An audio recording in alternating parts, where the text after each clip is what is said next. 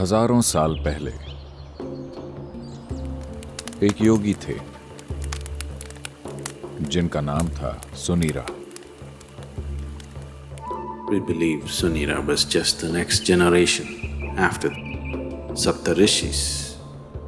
हम मानते हैं कि सुनीरा सप्त ऋषियों के ठीक बाद की पीढ़ी के थे। वो उन पहाड़ों में रहे और कार्य किया जो अभी नेपाल में है, और उन्होंने एक असंभव प्रोजेक्ट अपने हाथ में लिया था।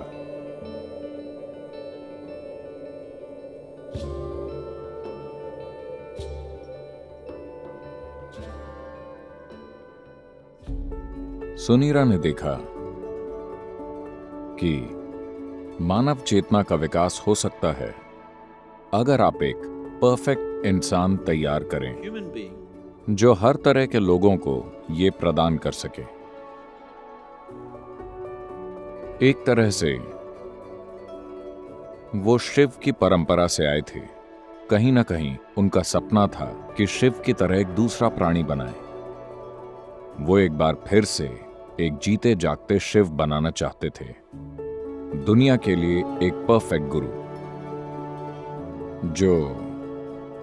जो पूरी तरह बहुआयामी हो। सिर्फ इस तरह की शिक्षा या उस तरह की शिक्षा न दें जैसे शिव ने पूरी मानव चेतना और मानव शरीर की हर संभव रूप में खोज की थी। वो वैसा जीवित प्राणी बनाना चाहते थे, तो उन्होंने एक ऊर्जा शरीर बनाना शुरू किया उस तरह का। और फिर उन्हें लगा कि वो उसके ऊपर एक भौतिक शरीर बना सकते हैं और उसे दुनिया में छोड़ सकते हैं कुछ 100 या 1000 साल के जीवन काल के लिए, ताकि वो सारी दुनिया को रूपांतरित कर दें जब तक उनका समय पूरा हो। तो उन्होंने इस प्रोजेक्ट पर काम शुरू कर दिया, और हां, वो इसे पूरा किए बिना ही मर गए।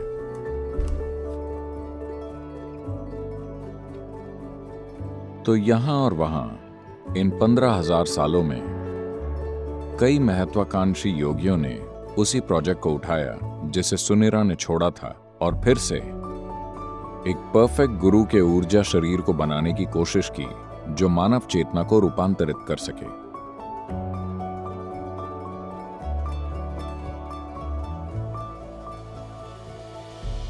उन्होंने उसे मैत्रेय नाम दिया।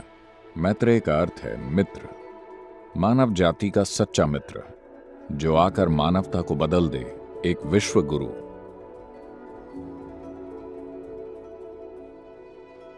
पीढ़ी दर पीढ़ी कई योगियों ने दोबारा सुनीरा के उसी अधूरे प्रोजेक्ट को पूरा करने की कोशिश की। यह हमेशा यौगिक परंपरा का हिस्सा रहा है, लेकिन पिछली सदी में यह सतह पर आ गया। यह समाज के सामने आया क्योंकि थियोसोफिस्ट ने उस पर काम किया था। एनी बेसेंट, लेडबीटर और मैडम जो भी उनका नाम था, मैं बोल नहीं पाऊंगा, ब्लावत्स्की, उन तीनों ने इस पर काम शुरू किया। उन्होंने कहा हम इसे पूरा करेंगे। उन्होंने तंत्र विद्या के ज्ञान को बड़ी मात्रा में इकट्ठा किया। शायद पिछले कुछ 100 सालों में पहली बार, और निश्चित रूप से पहली बार, पारंपरिक तरीके से नहीं बल्कि आधुनिक तरीके से उन्होंने इस प्रोजेक्ट पर काम शुरू किया।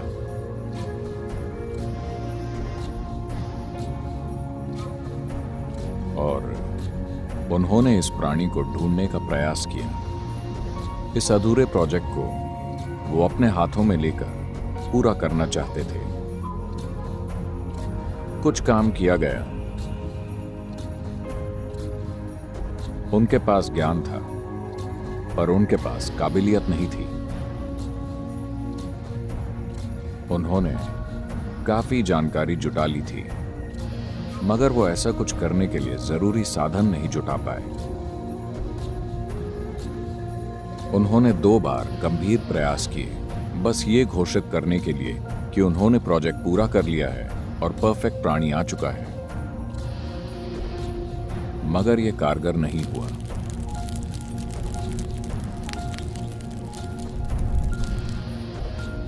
एक और समानांतर रेखा भी खींची जा रही थी। पिछले कुछ सहस्त्राब्दियों से, जहां कुछ और योगी जो सुनीरा के इस गौरवशाली मगर लगभग असंभव प्रोजेक्ट के बारे में जानते थे, उन्होंने ऐसी ही शक्ति पर काम शुरू कर दिया ताकि ऐसी एक संभावना को तैयार किया जाए, मगर उसी चीज के लिए उनकी समझ बिल्कुल अलग थी। एक ऐसा परफेक्ट प्राणी बनाना जो इंसान न हो, इंसानी रूप में न हो,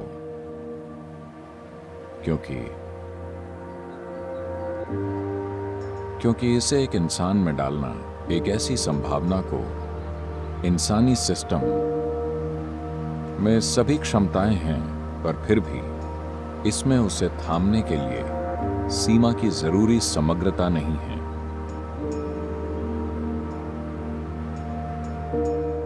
ऐसे कई पुराने अनुभव हैं जिसमें कई जगहों पर ध्यानलिंग बनाना या बनाने की कोशिश की गई है। न जाने कितने प्रोजेक्ट शुरू हुए इन पिछले 2000-3000 सालों में, और उन्हें अधूरा ही छोड़ दिया गया किसी न किसी समस्या की वजह से। भोजपुर में एक ध्यानलिंग बनाने की कोशिश की गई थी लगभग 1000 साल पहले, 1000 साल से थोड़ा और ज्यादा। एक स्थानीय राजा ने इसमें सहयोग किया था, तो इसमें खूब पैसा लगाया गया और उन्होंने एक भव्य मंदिर बनाया जो अधूरा है, और बाकी योजना उन्होंने पत्थर पर बना दी। आप जानते, क्योंकि उस समय ड्राइंग बोर्ड नहीं होते थे, उन्होंने एक पत्थर को समतल किया और पत्थर पर मंदिर की विस्तृत योजना बनाई जिसमें इसके निर्माण की सभी जानकारी थी। उनके पास एक भव्य योजना थी, एक सुंदर व्यवस्था और सब कुछ था, मगर कुछ चीजों के कारण वो आधे में ही रुक गया। सिर्फ लिंग पर ही उन्होंने 3 साल से अधिक काम किया। उस पर 14 लोग काम कर रहे थे। एक योगी थे जिन्होंने ये पूरी प्रक्रिया शुरू की थी, और इन्होंने 2 साल से ज्यादा काम करके ये 14 लोग तैयार किए, 7 पुरुष और 7 स्त्रियां, जिनमें जबरदस्त या असाधारण क्षमता थी, और उन्होंने ये काम शुरू किया। They created this lingam almost 95% done. उन्होंने इस लिंग को लगभग 95% बना दिया था, मगर उसी समय एक आक्रमण हुआ।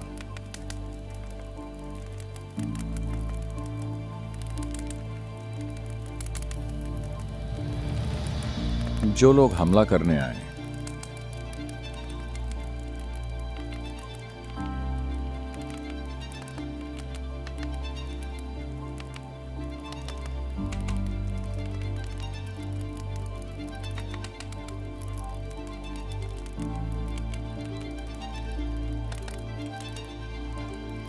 उन्होंने इन लोगों को कुछ ऐसी स्थितियों में पाया जो उन्हें बहुत अजीब लगा, और उन्होंने हमला कर दिया।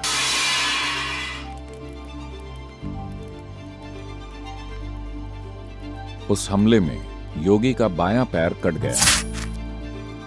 शरीर में इस चोट के कारण वो आगे का काम नहीं कर पाए, तो उन्होंने तय किया कि कुछ योगी खुद लिंग में समा जाएंगे और इस काम को पूरा कर देंगे।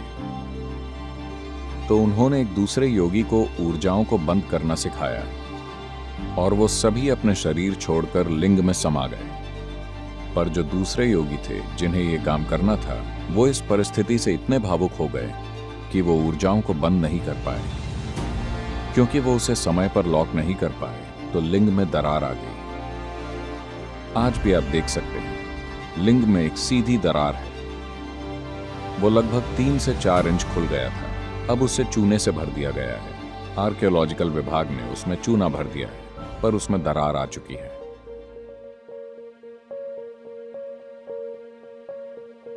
ऐसी संरचनाएं बनाना कई योगियों की इच्छा रही है, क्योंकि आत्मज्ञान के साधन बनाना सिर्फ उपदेशों की तरह या अभ्यासों की तरह नहीं जिन्हें कोई कर सके, बल्कि जीवित साधन जिनके आसपास लोग समय बिता सकें, जीवित साधन जिनसे लोगों को उस प्रक्रिया की ओर ले जाया जा सके। ये हमेशा से योगियों की सबसे बड़ी इच्छा रही है। One of them who had such a desire fixed me up for the job. ऐसी इच्छा वाले एक योगी ने इस काम के लिए मुझे चुना।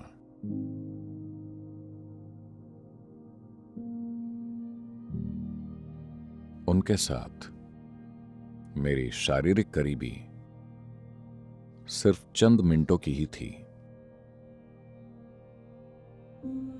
इन कुछ क्षणों में ही इस शानदार चतुर व्यक्ति ने अपने प्रोजेक्ट के लिए मुझे गुलाम बना लिया।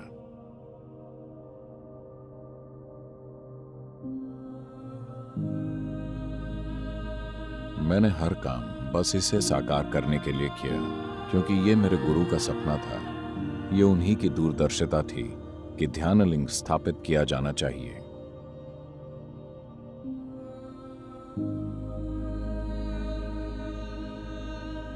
This is my Guru's will and grace. ये मेरे गुरु की इच्छा और उनकी कृपा है। मेरे ख्याल से मुझे उस पागलपन के बारे में कुछ बताना चाहिए जहां से मैं आया हूं। After 2 lifetimes of heartbreaking sadhana, बहुत तीव्र, वाकई दिल तोड़ देने वाली साधना, इन 2 जीवन कालों के लोग मुझे शिव योगी बुलाते थे।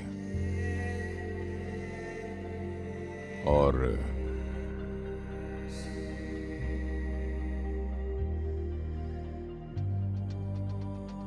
जब जरूरत थी, जब मेरे गुरु प्रकट हुए,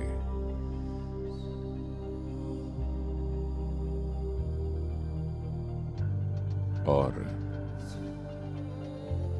जब उन्हें लगा कि मुझे छूना ठीक नहीं होगा, तो उन्होंने अपनी छड़ी से मुझे छुआ। and everything that needs to be realized was realized. और वो सब जो जागृत होना जरूरी था, वो जागृत हो गया। मैं उस परम बिंदु पर था जिस पर कोई भी चीज हो सकती है।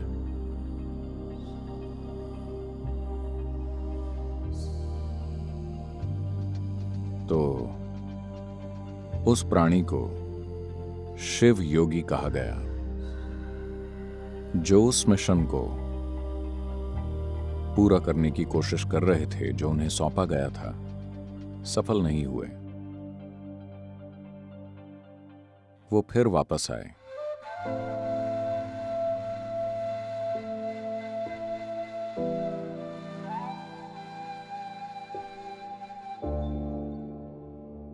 सद्गुरु श्री ब्रह्मा के रूप में। कड़ी मेहनत की, लगभग सफल हो गए थे, मगर वो समाज में अच्छी छवि नहीं बना सके, क्योंकि वो जो थे उसकी तीव्रता सामाजिक हालात में समझी नहीं जा सकती थी, तो वो उसे पूरा नहीं कर पाए। उन्होंने कुछ लोगों को तैयार किया और फिर पहाड़ पर चले गए। वो खुद को जांच रहे थे कि वो असफल क्यों हुए। उनके पास सब कुछ था, ऐसा क्यों हुआ कि सफलता नहीं मिली? वो जानते थे कि ऐसा नहीं है कि उनमें क्षमता की कमी है, बात बस इतनी है कि वो बस समाज का समर्थन नहीं जुटा पाए जिसकी जरूरत थी। तो वो आखिरी बार पहाड़ पर गए।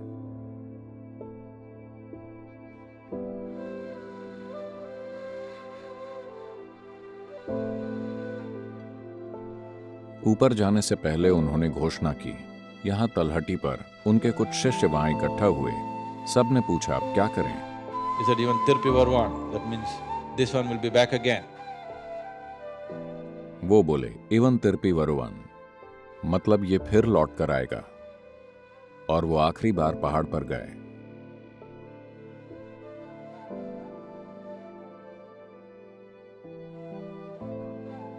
और उन्होंने एक दुर्लभ चीज की। उन्होंने एक ही समय पर अपने 7 चक्रों से अपना शरीर छोड़ दिया। यानी वो बस खुद को जांच रहे थे। वो जानते थे कि ऐसा नहीं है, मगर फिर भी कुछ असफल हो तो सबसे पहले आपको अपने दोष जांचने चाहिए। तो वो देख रहे थे कि क्या मैं सक्षम नहीं हूं या उतना सक्षम नहीं हूं। तो उन्होंने अपने 7 चक्रों से अपना शरीर छोड़ दिया।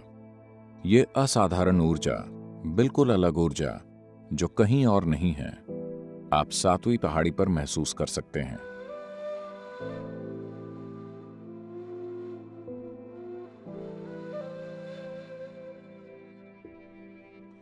ये कहीं भी मौजूद किसी भी चीज से बहुत ही अलग है। ये बिल्कुल अलग है। तो ऐसा करके वो जान गए कि समस्या क्या है। आपने परिस्थितियों को ठीक से नहीं संभाला।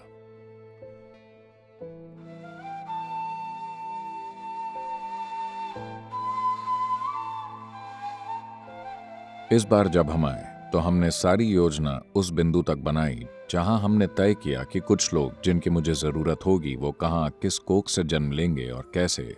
सब कुछ तय किया गया और सब कुछ वैसा ही हुआ।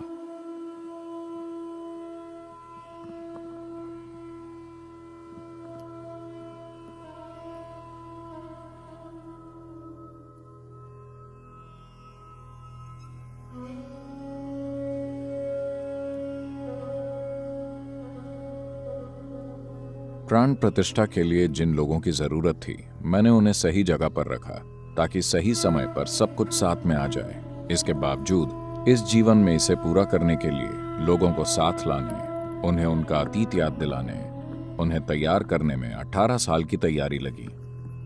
यह आपके लिए परी कथा जैसा है, मगर यह ऐसी चीज है जो हमारे लिए एक जीवित सच्चाई है। तो प्राण प्रतिष्ठा की प्रक्रिया में 3.5 साल लगे, जो बहुत तीव्र प्रक्रिया थी। जिन लोगों ने इन चीजों को होते देखा, उनका जीवन पहले से बिल्कुल बदल गया है।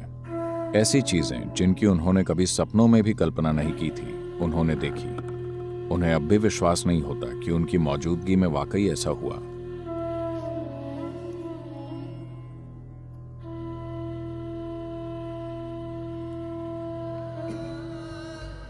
योगी सुनीरा, उन्होंने जीवन भर इस पर काम किया और उनके जीवन के अंत में जब ये परफेक्ट प्राणी बनाने का उनका सपना अधूरा रह गया, तब योगी सुनीरा ने एक भविष्यवाणी की। आज से बहुत लंबे समय बाद, बहुत ज्यादा लंबे समय के बाद मेरे द्वारा शुरू किया गया ये काम पूरा होगा और गूंजेगा। यहां नहीं, बल्कि दक्षिण के हरे भरे पर्वतों में। हमारे पर्वत हरे भरे हैं और हम दक्षिण में हैं। तो जो भी सुनीरा की भविष्यवाणी थी वो सच हो गई है, पर उस रूप में नहीं जैसा उन्होंने सोचा था।